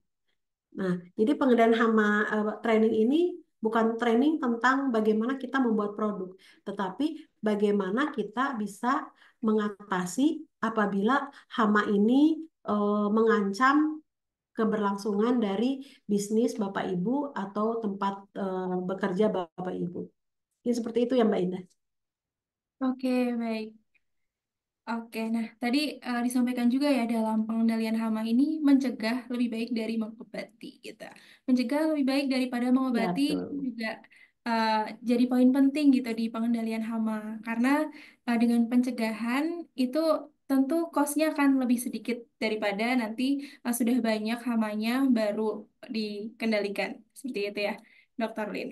Oke, ini dari Ya, betul. alumni juga gitu ya kita sudah menyelenggarakan IPMM, ini ada yang dari setelah pelatihan sudah bisa membuat tim internal pest control atau pest management sendiri, begitu Dokter Lin. Jadi langsung bisa diimplementasikan dari Ya, betul. pelatihan yang diikuti oleh peserta selama 2 hari gitu ya. Tidak hanya materi saja gitu.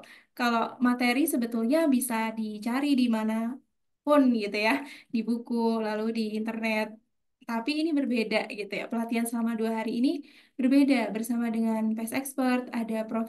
Intan Ahmad PhD, ada Dr. Lin juga, serta ada studi kasusnya, lalu implementasinya. Mungkin boleh di-spill juga apa yang membedakan begitu Dr. Lin dari pelatihan selama 2 hari ini dengan belajar sendiri gitu untuk materinya. Karena tidak hanya materi Iya. saja tentunya ya di pelatihan 2 hari ini. Iya, ya. Jadi terkadang kalau kita belajar sendiri, mungkin kita bisa banyak ngambil dari berbagai sumber, tapi kita kurang bisa memvalidasi apakah informasi ini tepat atau tidak. Jadi misalnya kita misalnya membaca bahwa oh kalau tikus itu dikendalikan harus yang memakai racun tikus yang mematikan supaya langsung gitu ya. Nah, kalau kita tidak belajar kepada ahlinya, itu malah membuat pengendaliannya tidak betul. Kenapa? Kenapa tidak harus menggunakan rodentisida yang fast action? Karena kalau fast action yang langsung mati gitu ya, maka yang matinya adalah tikus itu saja yang makan racun tikus. Tikus yang lain mereka nggak mau karena mereka punya pengetahuan kalau temannya mati karena itu mereka nggak mau ikut makan. Jadi dia belajar dari temannya. Nah, berarti kan pengendaliannya malah tidak efektif. Nah, atau misalnya ada, oh kalau tikus itu kalau mati pasti dekat sumber air. Nah, itu adalah bagian dari hoax ya. Karena itu kebetulan aja karena dia mau cari air. Nah, jadi pengetahuan yang kita dapatkan tanpa validasi itu bisa bahkan kita jadi salah pemahaman. Nah, jadi kalau kita belajar dengan ahlinya tentu kita bisa mengkonfirmasi apakah benar informasi yang dibaca atau bisa didapatkan dari yang lain itu seperti apa. Itu gunanya kalau kita belajar dengan ahlinya. Nah, seperti itu ya Mbak Indah. Oke, baik-baik. Jadi eh, memang sangat direkomendasikan sekali gitu. Kita rekomendasikan sekali belajar pengendalian hama ini dengan ahlinya di ahli hama. Oke, jadi kita ada puncaknya gitu ya di online training IPMM. Baik, saya ingatkan kembali Bapak dan Ibu peserta semua, pertanyaan bisa ditulis di kolom chat dengan format nama, industri, lalu pertanyaannya apa gitu ya. Kita batasi dulu 5 pertanyaan sebelum saya tutup untuk kolom chatnya gitu. Oke, baik. Nah, ini sepertinya sudah ada 3 gitu ya pertanyaan sambil menunggu 2 lagi. Gitu, oke. Ini teman-teman kita juga ada dari ahli hama terkait in-house training, begitu ya, Dr. Lin. Jadi perusahaan yang karyawannya banyak sekali gitu, kemudian ingin mengadakan pelatihan tentang pengendalian hama. Nah, dari ahli hama kita juga bisa menyediakan begitu ya program namanya in-house training. Jadi pest expert yang akan datang untuk memberikan edukasi serta juga implementasinya bagaimana pengendalian hama di lokasi perusahaan Bapak dan Ibu semua di seluruh Indonesia. Kita bisa gitu ya memberikan edukasi di program Pest Management In-House Training for Company bersama dengan Prof. Intan Ahmad dan juga Ibu Dr. Lin. Nah, nanti apabila dari perusahaan, rumah sakit, kemudian seluruh industri di Indonesia, maka bisa konsultasi dulu gitu ya dengan fasilitator ahli hama. Ini bisa di kolom chat. Oke, baik. Kita akan masuk ke sesi 2 karena sudah ada dari Bapak Abdul Salam yang pertama ini terkait pertanyaan yaitu hama rayap.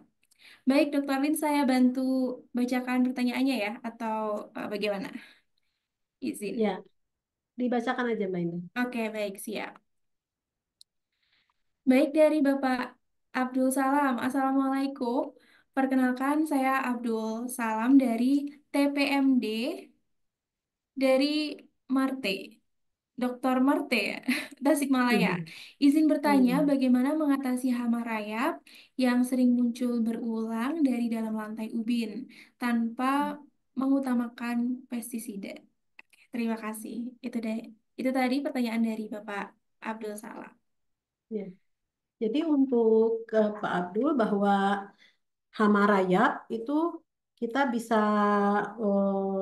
pahami bahwa sebetulnya rayap itu sudah ada di tempat kita itu di tempat Bapak itu. Karena rayap itu dia pasti sudah memiliki apa ibaratnya koloni dan sarang-sarang jauh di bawah tanah. Nah, jadi eh, siapa yang mendatangi tentu rayap yang kita yang mendatangi rayap. Nah, artinya ada pengendalian yang post konstruksi dan prakonstruksi. Jadi biasanya kalau kita melakukan pembangunan atau prakonstruksi untuk kita tahu bahwa di situ ada rayap atau tidak, tentu ada inspeksinya. Nah, tetapi kalau sudah kadung ada bangunan ternyata ada rayap. Nah, berarti kita sudah tahu bahwa ini rayapnya sudah lama ada di sana. Nah, jadi pengendali dia datang secara berulang ya artinya masih banyak. Dia ada di jauh di bawah tanah itu. Nah, maka dilakukan seperti apa pengendaliannya? Nah, jadi kalau sudah populasinya tinggi, ini tentu penggunaan termitisida itu patut menjadi hal yang dilakukan. Tetapi dari termitisida ini banyak juga yang tipenya adalah untuk jenis baiting atau umpan. Nah, jadi teknik-teknik pengendalian menggunakan kimia bagi rakyat tentu banyak cara. Nah, jadi Bapak bisa lakukan secara efektif dengan penggunaan umpan-umpan rayap yang bagus. Nah, kita coba kenapa umpan ini kita sarankan karena jauh lebih efektif disebabkan ada perilaku dari rayap itu eh, dari kelompok rayap pekerja dia akan membawa makanan berupa bait atau umpan tersebut ke sarangnya. Sehingga nanti mereka akan memberikan rakyat pekerja itu ngasih tugasnya kan kasih makan ke semua kasta yang ada di rakyat tersebut sehingga pengendaliannya cukup masif. Nah, kita bisa lakukan pengendalian dengan menggunakan baiting atau umpan rayap. Nah, tapi kalau misalnya dia sudah masuk nih ke mebel atau ke apa furniture-furniture, nah bisa juga dengan termitisida yang memakai kayu dengan memakai apa namanya metode perlakuan kayu. Itu bisa juga. Nah, jadi memang cukup sulit Bapak kalau kita mau metodenya pencegahan karena itu harus dilakukan di awal. Ya. Nah, tapi bisa juga dengan pengendalian fisik. Artinya bisa dilakukan pembatasan dengan menggunakan apa alat-alat yang dapat membuat si terayap ini nggak bisa masuk atau juga bisa menggunakan repellent. Jadi ada yang menggunakan repellent sehingga si rayap ini dia tidak mau mendatangi tempat tersebut karena sudah dibatasi dengan penolak. Karena repellent itu yang menolak gitu ya, menolak si hama itu datang. Mudah-mudahan cukup membantu ya Mbak Indah. Nanti pada IPMM kita bahas lengkap tentang rayap tersebut. Ya, betul. Oke, baik. Jadi untuk Bapak Abdul Salam di Tasikmalaya, rayap ini adalah salah satu hama yang akan dibahas secara detail gitu ya Pak di online training IPMM. tidak hanya rayap, Bapak dan Ibu semuanya, tapi juga ada semua hama gitu. Ada lalat, kecoa, tikus, nyamuk, kemudian kutu busuk, rayap, dan banyak lagi ya. Hama yang mungkin tidak umum juga akan dibahas. Kemudian yang paling penting, bagaimana cara membentuk uh, tim pest management internal juga akan dibahas begitu ya oleh pest expert. Baik, ini saya sepertinya perlu menutup terlebih dahulu untuk uh, kolom chat karena pertanyaannya sudah ada berapa begitu ya. Oke, baik. Nah, kita akan lanjut nih. Oke, setelah Bapak Abdul Salam, pertanyaannya ini kalau dari nama Zoom-nya gitu ya, uh, Capo. Ini terkait mungkin perbedaannya apa begitu, Dokter Lin?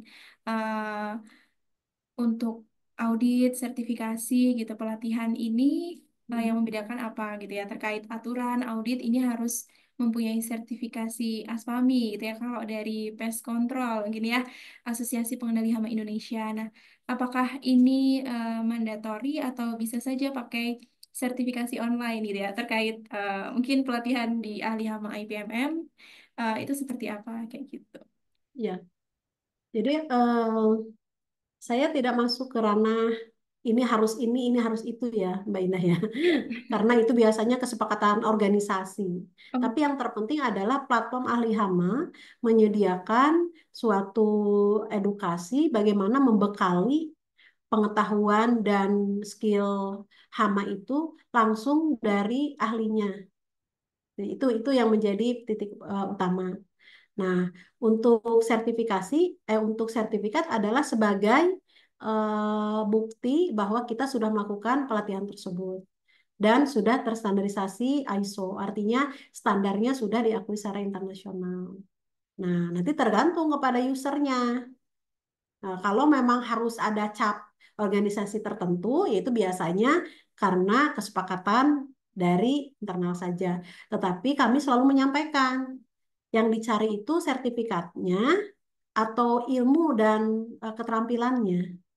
Nah, gitu ya. Nah, seperti itu. Jadi kami menyampaikan hal tersebut bahwa siapapun tadi para pemilik bisnis yang ingin membentuk tim pengendali internal, lalu dari pest control officer yang ingin menambah pengetahuan, itu bisa melakukan aktivitas program-program dari ahli hama.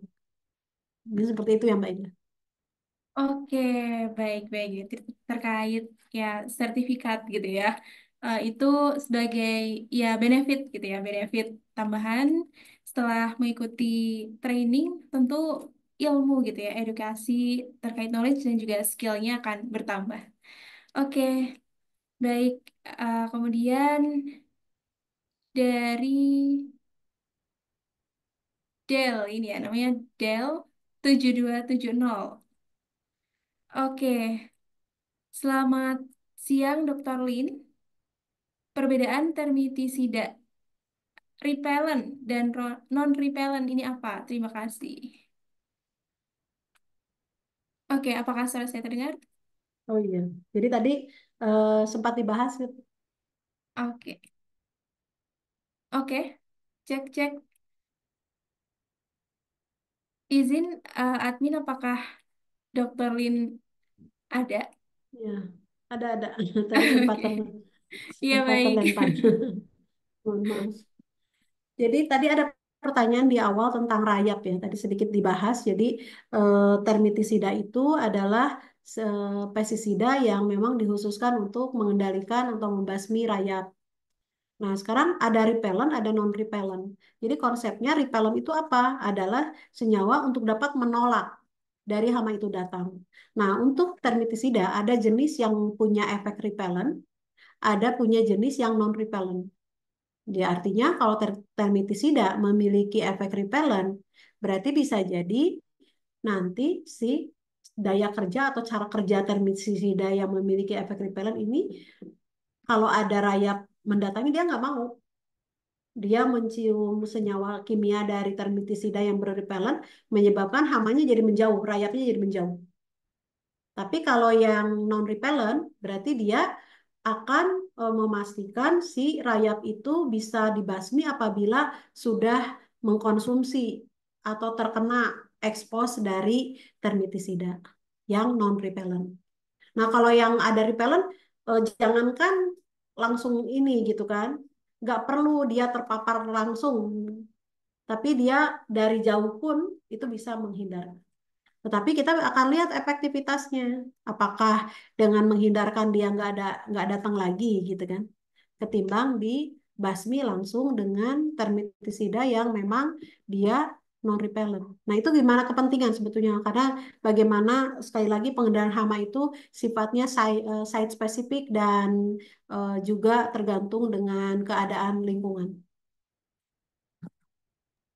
Oke, baik-baik. Jadi tadi dari, oh tidak ada namanya ya, tapi dari Mm-mm. Bapak Del 7270. Mohon Iya. untuk pertanyaan nanti ini ya, nama, kemudian industri, dan pertanyaan. Nah selanjutnya ternyata ini ada dari industri migas juga, begitu Dokter Lin. Kita Oke. temanya ini tentang hospital dan juga industri farmasi, tapi ternyata ada dari Bapak Tri Arif Afrian ini migas. Nah ini pertanyaannya ada 3 poin. Langsung dibacakan ketiganya atau seperti apa ini, Dokter Lin? Ya, boleh, Satu- boleh. Satu-satu dulu gitu ya, mungkin. Boleh semuanya aja biar nanti mungkin ada yang relate. Oke, siap-siap. Baik. Baik, dari Bapak Tri, pertanyaan yang pertama, ini adalah dalam penanganan hama pasti tidak hanya ada satu jenis hama. Nah, berarti ada penggunaan insektisida yang jadi pertanyaan berapa banyak gitu ya per liternya penggunaan insektisida di dalam satu rumah sakit seperti yang dicontohkan. Lalu pertanyaan yang kedua, berapa biaya total dalam satu kali pengendalian yang pernah dilakukan? Oke, sudah sangat spesifik gitu ya. Kemudian yang ketiga, tadi dibahas PHT atau pengendalian hama terpadu untuk menghemat biaya, namun yang dicontohkan banyak menggunakan bahan kimia. Oke, mengapa tidak menggunakan bahan alami? Bisa lebih murah seperti garam, belerang, daun salam, daun jeruk, serai, kapur, barus, dan lain-lain. Oke, mungkin boleh tanggapannya Dokter Lin seperti apa gitu Hmm. ya. Terima kasih. Ya, jadi tadi kita kita bahas bahwa pendekatan hama secara tradisional pasti identik dengan penggunaan kimia. Maka jatuhnya pasti akan berpikir bagaimana berapa liter, bagaimana biaya yang dikeluarkan. Jadi pasti respons langsung adalah tentang penggunaan kimia. Nah, kami selalu sampaikan bahwa hama ini tentu ada siklus hidupnya. Dengan kita melakukan pengendalian secara berkelanjutan, kita bisa meminimalisir dulu langkah dari penggunaan kimia. Nah, jadi kalau misalnya kita posisinya sudah melakukan pengendalian hama terpadu, kita tidak akan mendapati situasi di mana hama itu populasinya meningkat atau meledak gitu ya atau tinggi. Karena kalau kita penggunaannya tinggi, populasinya tinggi, pasti urusannya pestisidanya menjadi lebih besar biayanya. Nah, Bapak bisa cek nanti di label produk, berapa ini untuk sekian hektar berapa. Dan itu tidak menjamin hamanya bisa menurun. Bahkan kalau dilakukan berulang, maka yang terjadi adalah resistensi. Si hamanya menjadi kebal. Nanti semakin dilakukan lagi pengendalian pakai pestisida, makin kebal lagi. Kami punya strain kecoa itu sampai 1.000 kali resistensi. Bapak bisa bayangkan 1.000 kali dosis itu kecoa tidak mati-mati. Nah, yang kita khawatirkan adalah pengendalian dengan pestisida itu ada efek itu. Maka kita dari ahli hama selalu mengkampanyekan bahwa penggunaan pestisida bisa diminimalisir dengan melakukan pengendalian hama terpadu. Kita jaga dari depan bagaimana pemantauan, bagaimana sanitasi, bagaimana teknik penutupan akses-akses masuk. Sehingga kita tidak perlu nih belanja yang Bapak nanti hitung berapa rupiah karena jatuh-jatuhnya ya pasti lebih mahal. Dan pestisida tuh sekali lagi dia akan memberikan dampak resistensi. Nah, itu dari sisi bagaimana penggunaan kimia yang ujungnya pasti tidak hemat. Nah, jadi itu kami selalu sampaikan. Apakah bisa diterapkan di lingkungan industri apa namanya perminyakan, di industri apa tambang atau minyak? Minggu lalu kita sudah bahas ya Mbak Indah, bagaimana pengendali pest management di oil and gas industry. Dan itu bisa dilakukan karena itu satu kawasan. Nah, itu seperti itu gambarannya. Nah, sekarang bagaimana pestisidanya kok dia kimia semua, kenapa nggak alami? Bisa alami, Pak. Tapi persoalannya adalah tentang eh, ketersediaan. Kita selalu kalau alami itu bagus, tapi tidak banyak. Artinya, wah, sampai sekarang pestisida sintetik itu diproduksi bisa dalam jumlah yang sangat besar. Kalau alami bisa bisa bila skalanya kecil. Nah, kita tergantung dengan kebutuhan. Dan pestisida alami tentu ada paruh waktu yang cukup pendek. Tadi bisa Bapak lakukan dengan pemberian garam, apa sesuatu yang menyengat bisa Pak, tapi sifatnya temporer. Nah, kita kalau sudah skala bisnis rasanya kalau yang memakai cara yang tidak efisien kan waktu misalnya. Nah, tetapi kita selalu sampaikan adalah jangan sampai kita tunggu hamanya tinggi, tinggi dulu populasinya karena tadi biayanya pasti mahal. Dan belum tentu kita belanja pestisida itu langsung selesai masalahnya. Bahkan ada masalah baru menjadi tambah banyak dan kontaminasi. Nah, di rumah sakit itu agak susah sekali. Di industri farmasi susah kita melakukan aplikasi dengan pestisida yang jumlahnya banyak. Kalaupun dilakukan harus terbatas dan caranya benar. Semoga bisa membantu ya Mbak Indah pertanyaan dari Patri yang disampaikan. Ya, baik. Jadi itu ya Bapak Tri, untuk tiga pertanyaannya sudah dijawab sekaligus gitu ya. Terkait penggunaan pestisida alami, itu nanti kita tentu memilih yang efektif dan efisien, begitu ya Dokter Lin. Efektif, efisien untuk biaya juga. Oke, baik. Nah, selanjutnya ini terakhir gitu ya, dari Bapak Marwanto. Oke, Bapak Marwanto, pertanyaannya, selamat sore, izin bertanya, Ibu, apakah ada standar level temuan hama seperti high, medium, low? Dan jika ada kategori high, medium, low, eh, jika ditemukan berapa ekor hama dalam suatu gedung? Dan cara pengendalian berdasarkan kategori, sebentar, high, medium, low, itu seperti apa saja? Terima kasih. Apakah dengan, oh ini pertanyaan yang selanjutnya ada dua gitu ya dari Bapak Marwanto. Hmm. Langsung saja gitu ya, saya bacakan kembali. Ya, Apakah dengan iklim Indonesia yang tropis, pengendalian hama hingga zero pest itu sangat memungkinkan? Terima kasih. ya. Jadi yang pertama dari sisi eh, bagaimana kita menentukan ini apakah investasinya high, low, or medium ya. Nah itu secara hitungan angka, secara kategori atau kelompok nggak ada yang se apa se strict itu pengelompokannya. Tapi kita bisa melihat bahwa di suatu tempat kalau kita melihat dari perilaku kecoa banyak banyak keluar istilahnya berkeliaran. Bapak bisa lihat 2, 3, 5 itu artinya di tempat yang tersembunyi lebih banyak lagi. Jadi kita harus lihat juga karakter dari hama itu. Nah, jadi kita nggak bisa nih, oh ketangkapnya nih kita pakai light trap ya, light trap. Lalu di light trap itu dihitung ada 20 lalat, oh ini berarti banyak belum tentu. Karena kita harus lihat dia sumber yang tidak tertangkap oleh si light trap itu. Nah, maka kita bisa lakukan seperti apa? Ya tentu dengan pencatatan, dengan investasi hama tersebut. Nah, jadi sudah kalau kategorinya jumlah itu akan sangat relatif, Pak, antara luasan yang satu dengan yang luasan berikutnya. Tetapi yang penting adalah kita bisa melihat bahwa posisi dari hama dari perilaku hama yang berkeliaran, yang harusnya bersembunyi, itu bisa dilihat dari intensitasnya saja. Gitu ya.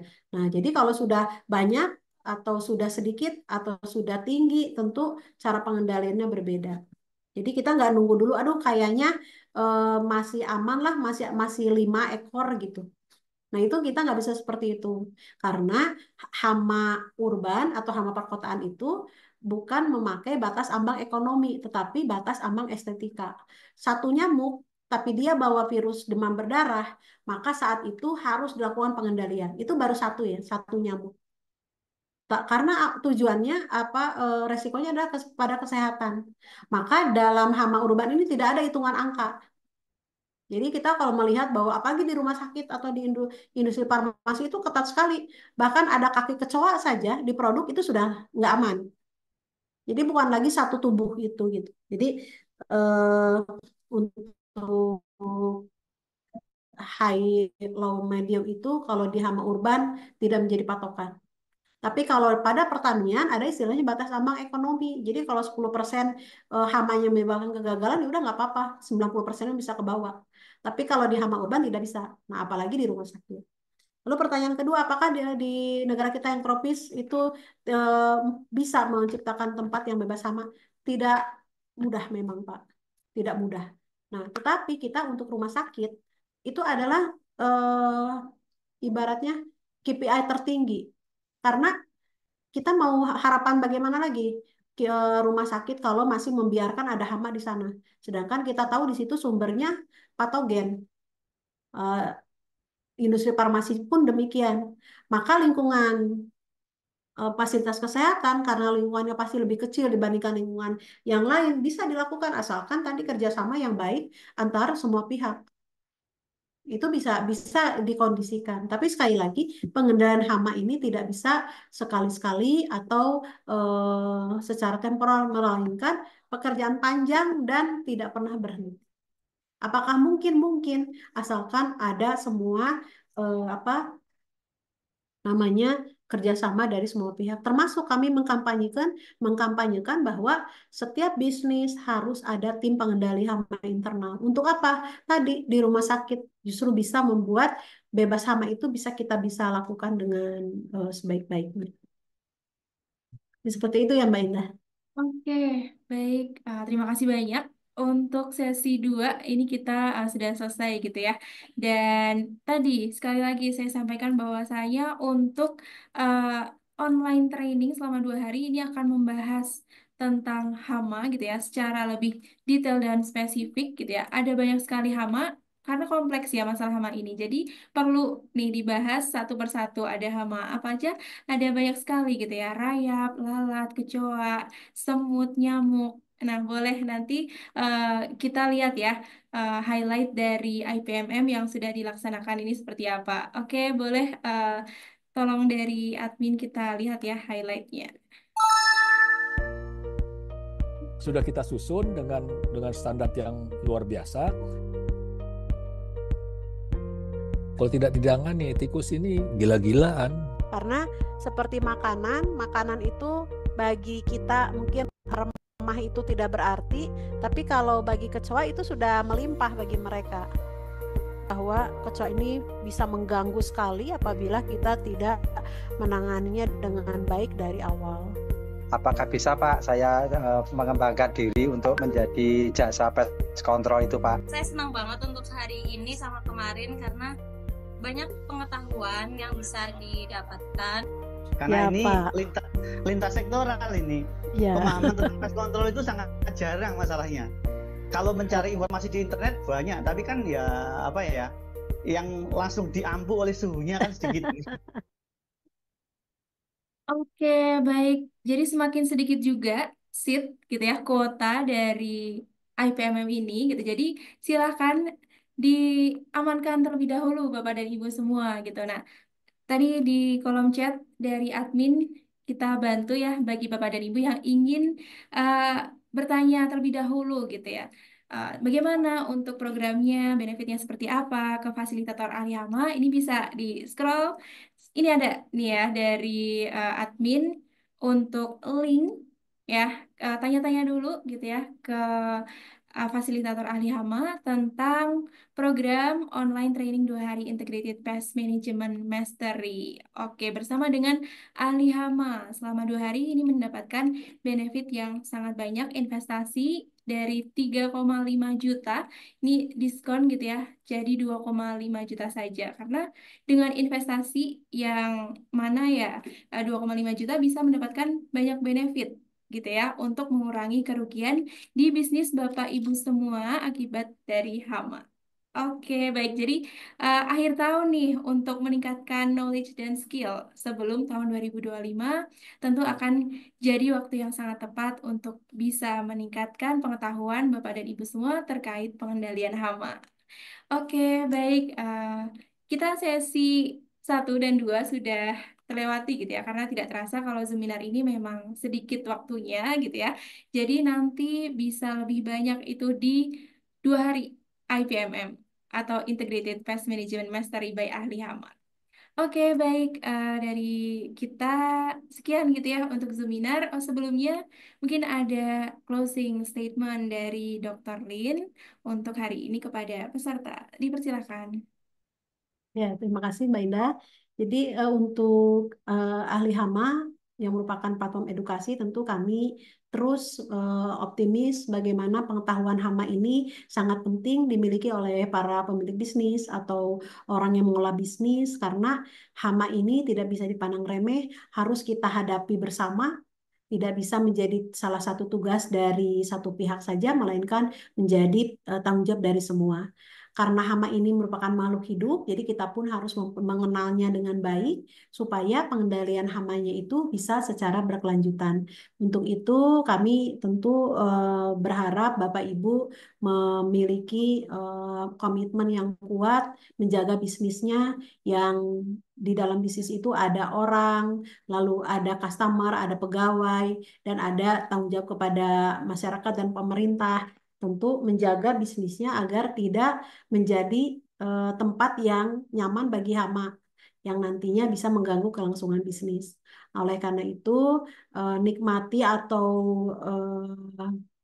apa istilahnya, dapatkan semua informasi baik dari ahli hama, baik yang dilakukan diberikan secara gratis di e-book, di artikel yang kami produksi terus, juga pada program-program yang berbayar, karena memang kita memberikan apa saja yang dapat kita berikan pengetahuan, pengalaman, dan keterampilan yang dapat membekali Bapak Ibu dalam mengendalikan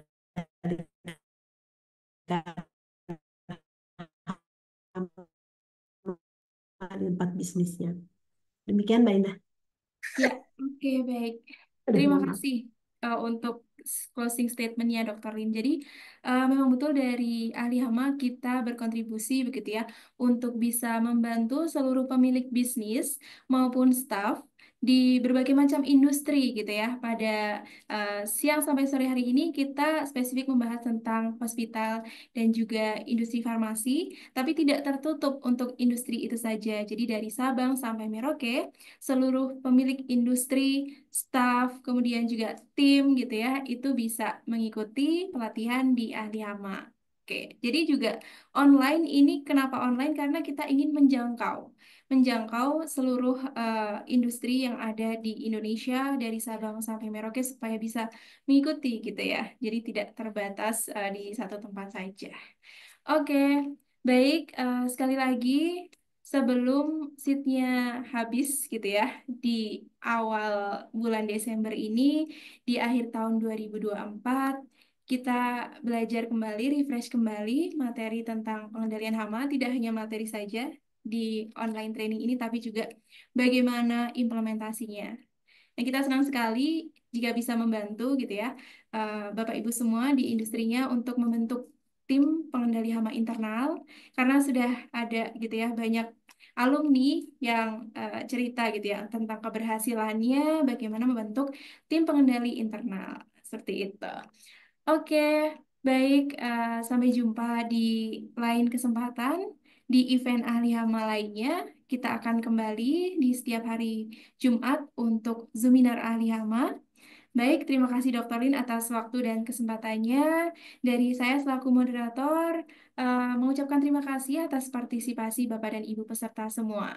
Oke, dari saya tutup. Wassalamualaikum warahmatullahi wabarakatuh.